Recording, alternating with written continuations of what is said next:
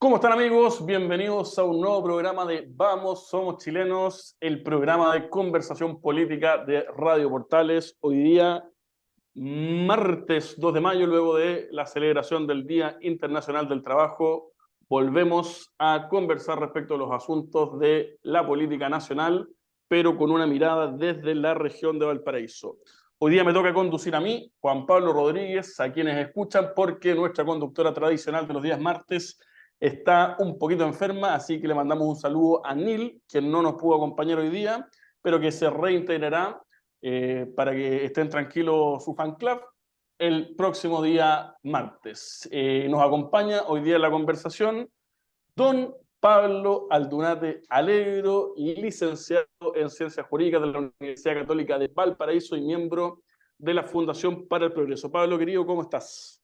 Bien, ¿y tú, Juan Pablo? Oye, me sumo a las palabras de aliento a Nil, creo decir, Nil, Bien. que se mejore pronto y también un saludo a todas las personas que nos están escuchando en este programa de Vamos, Somos Chilenos. Clave que se tape las patitas y que se mejore porque tiene que ir a votar, Pablo, este día domingo 7 de mayo que tenemos elecciones.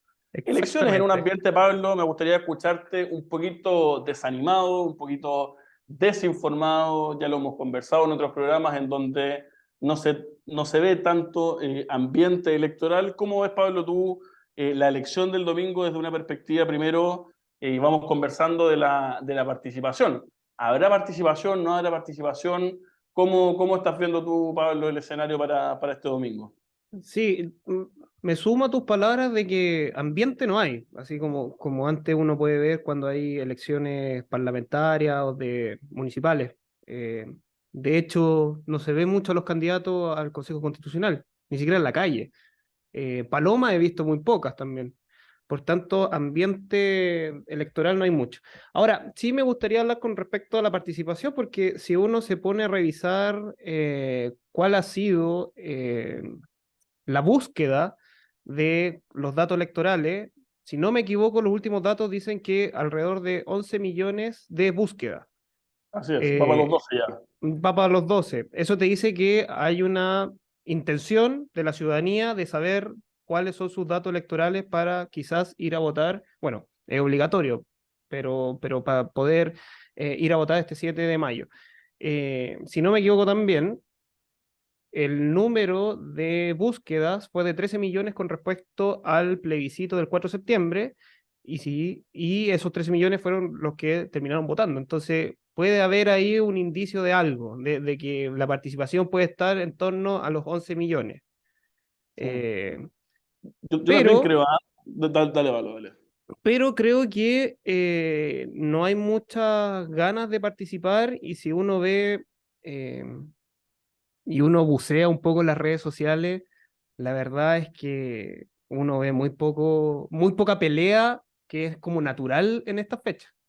Sí. Yo creo que esa es evidentemente, Pablo, la gran interrogante para este domingo. Al final del día, ¿qué tanto se va a sentir la gente obligada a ir a votar o no? ¿O qué tanto va a estar interesada en ir a votar o no? Hay que recordarle a quienes nos están escuchando que a diferencia de la mayoría de las últimas elecciones, el voto este domingo es obligatorio y que tiene multas asociadas también. Hay que recordar que el voto en el plebiscito de salida fue también obligatorio y generó, tanto por el interés como por la obligatoriedad, una participación muy relevante, histórica, la más alta en la historia de nuestro país, en donde votó, si uno descuenta a las personas que viven en el extranjero, prácticamente el padrón completo, 12 millones y medio de personas. Y si uno lo compara con la última segunda vuelta presidencial, es un número sustantivamente mayor. No recuerdo el número exacto, pero tiene que haber estado en torno a los 8 o 9 millones de personas la segunda vuelta presidencial. Y lo que resulta interesante, creo yo, de este análisis, ya desde una mirada quizá, Pablo, más política, tiene que ver con a quién beneficia o no una eventual alta participación, a quién afecta una eventual alta participación. Acá yo me permito un comentario, ¿no? Me parece muy curioso, ¿ah? De verdad que muy curioso la posición que ha tomado el gobierno en esta materia, ¿no? Un gobierno que se decía, ¿no?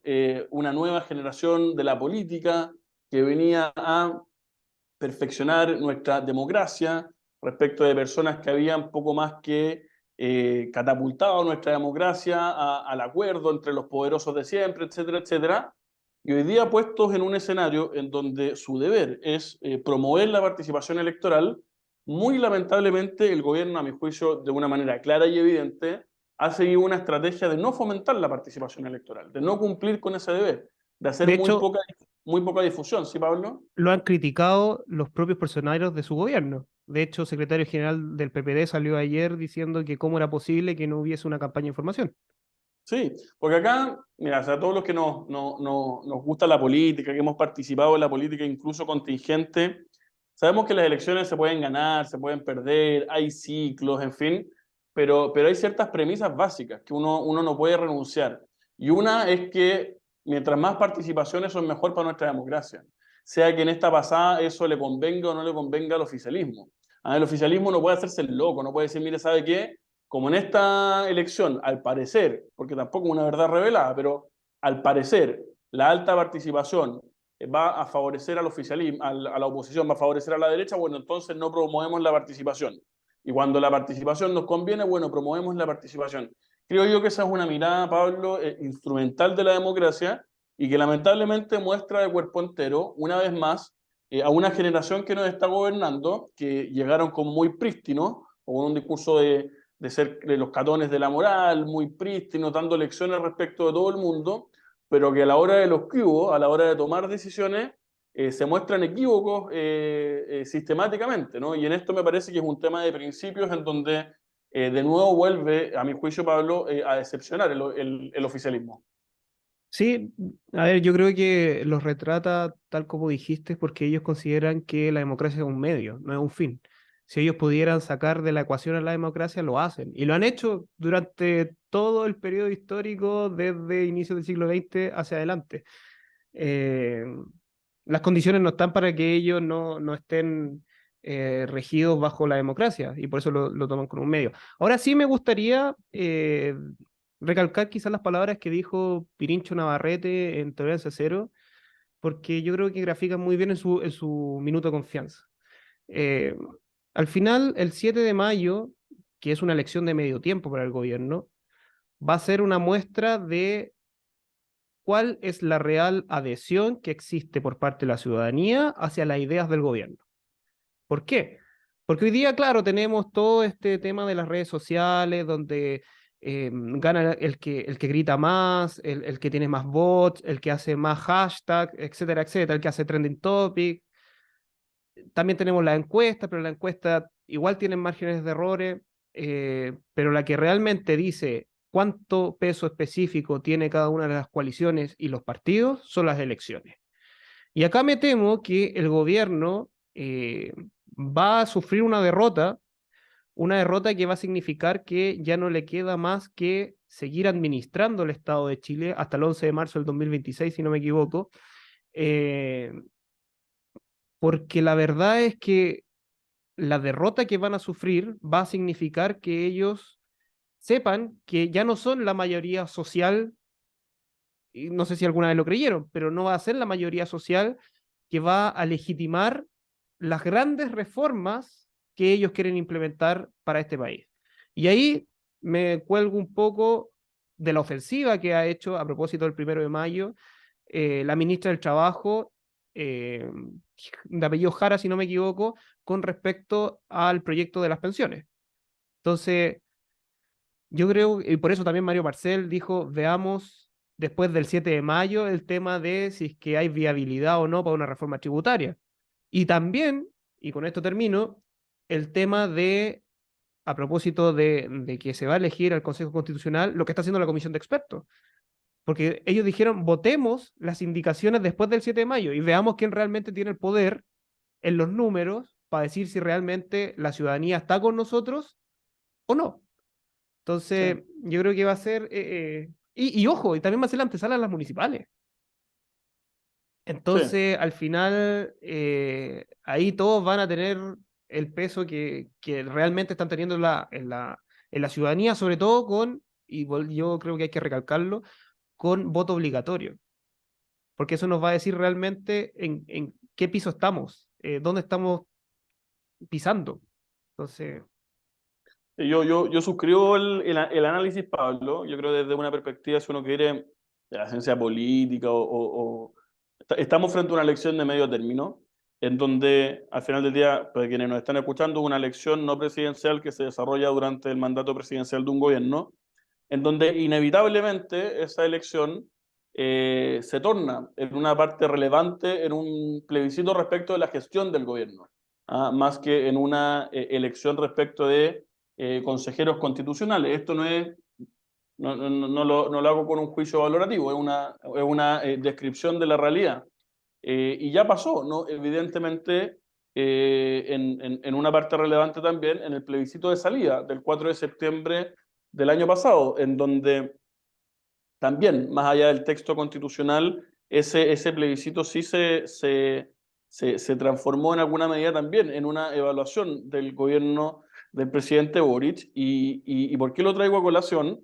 Porque me parece que en caso de cumplirse los vaticinios electorales, que hoy día al parecer le darían un triunfo podríamos decir, el mundo vinculado al rechazo, la lista de Chile Vamos, la lista del Partido Republicano, la lista del Partido de la Gente, por sobre el mundo más bien vinculado al apruebo, la lista de el Frente Amplio y el Partido Comunista, más la lista de el PPD y la DC. Lo que hoy día indican las encuestas, los opinadores políticos, es que el primer mundo, el del rechazo, tendría un triunfo el domingo. La pregunta, creo yo, es que en caso que se dé eso, bueno, ¿cómo va a reaccionar el gobierno? Porque ya lo medimos el 4 de septiembre del año pasado y la reacción del gobierno, y acá yo empiezo a opinar y dejo de describir los hechos, a mi juicio fue completamente insuficiente para el terremoto electoral que significaba una derrota de esa magnitud, que era una derrota respecto del proyecto concreto, político, social, cultural, que ofrecía el Frente Amplio del Partido Comunista, que pudo cristalizarlo en un texto determinado. Sufriendo esa derrota muy profunda, de un 62 contra un 38%, el gobierno, claro, trajo a Toá como ministra del Interior, puso a Analia Uriarte, la sacó de asesora de Siches y la puso como ministra Sexpress, pero siguió moviéndose, por así decirlo, en el mundo del apruebo. No aumentó su base ni parlamentaria, ni social, ni cultural. No ha entrado al gobierno nadie que haya votado rechazo. Y sistemáticamente, cuando se ha puesto en duda, o se ha puesto, por así decirlo, en votación, la mayoría del gobierno, el gobierno ha sufrido derrotas muy importantes porque el gobierno es minoritario. Y hoy día pareciera ser que es minoritario no solamente cultural y electoralmente, como se muestran en los plebiscitos, sino que también políticamente en el Congreso. Estamos frente a un gobierno muy débil y que eventualmente, puesto en una segunda derrota consecutiva, va a seguir perdiendo aún más poder. Y como tú decías, ¿no? En la previa, en los prolegómenos de las elecciones municipales y las próximas elecciones parlamentarias.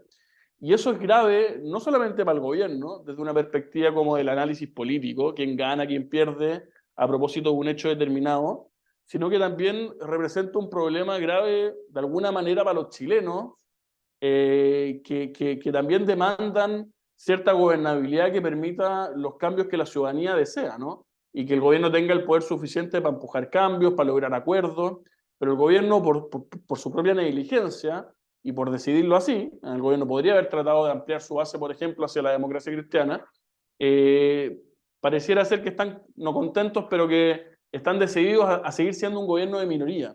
Y eso tiene repercusiones prácticas que significan cambios estéticos, pero no cambios de rumbo, y al final del día eso significa que sus proyectos, el más emblemático de todos, la reforma tributaria, no se vean aprobados. Entonces, yo veo, Pablo, no sé qué opinas tú, acá como un riesgo de, si es que el gobierno sigue en esta lógica de no ampliar su base, de ser minoritario, de no cambiar de rumbo, el riesgo alto de seguir siendo un gobierno de minoría que al final del día no pueda gobernar y básicamente administre. ¿Mm? sí, mira, escuchándote, se me vino a la mente lo siguiente, porque para la gente que nos está escuchando, Juan Pablo y yo participamos de política universitaria y de cierta forma conocemos la génesis del Frente Amplio y de cómo actúan. Y el Frente Amplio es una secta, ¿no? Digamos las cosas como son, es una secta. Para ampliar la base social y política hay que dejar ciertos dogmas eh, al lado. Y yo veo muy difícil que el Frente Amplio, y de hecho así lo hemos visto una vez que el socialismo democrático ha ido agarrando poder dentro del gobierno, de que ellos dejen de lado los dogmas. Y si uno ve quiénes han sido los principales opositores al gobierno, ha sido el propio Frente Amplio y el Partido Comunista, quienes incluso en un momento álgido del tema de la seguridad, que si uno lo ve en la encuesta es lo que más le afecta a las personas, no quisieron votar un proyecto precisamente que impulsaba el gobierno, que era la ley Nail Retamal. De hecho, si uno ve incluso ayer en la marcha del 1 de mayo, donde estaba Camila Vallejo al frente, llegó una señora a increparla por la aprobación de la ley Nail Retamal. Porque su base no quiere esos cambios. Para ellos lo que había que hacer era arrasar con todo, pero claro, no tuvieron la mayoría para hacerlo. Ahora sí me gustaría también plantearte lo siguiente, Juan Pablo. Yo sé que estamos como en el tiempo, pero podemos seguir en el próximo panel. Sobre todo con la columna de Pablo Ortúzar del domingo, en la tercera. ¿En qué posición va a quedar la derecha? Sobre todo porque hoy día tenemos distintas oposiciones. Tenemos el Partido de la Gente, tenemos lo que uno podría considerar como la derecha tradicional y tenemos una derecha mucho más vanguardista con el Partido Republicano. Entonces, ¿qué posición crees tú que va a quedar la oposición con las elecciones del 7 de mayo y sobre todo con el auge que, al parecer, y así todo lo indican las encuestas, va a tener el Partido Republicano como partido, no como coalición, sino como partido? Que de hecho eso es como la principal preocupación que tiene el gobierno, más allá de que ellos pierdan, es cuánto avanza el Partido Republicano. No sé qué opinión te merece, Juan Pablo. Interesantísimo el tema. Te propongo, Pablo, que lo dejemos para el segundo bloque, hablar de la derecha, hablar de las derechas o de las oposiciones y qué política ficción se puede hacer respecto de los resultados electorales de este domingo. Les recordamos a quienes nos están escuchando, estamos acá en nuestro tradicional programa político de la Radio Portales. Vamos, somos chilenos, en la 89.5. Conduce hoy día Juan Pablo Rodríguez, quien les habla, dada la enfermedad de nuestra querida Nil, que le mandamos saludos para que se recupere pronto, y nuestro contertulio clásico de los días martes, Pablo Aldunate Alegro, de la Fundación para el Progreso. Vamos a seguir conversando sobre cuál va a ser probablemente los efectos políticos de la elección de este 7 de mayo, de vuelta de una breve pausa comercial y musical.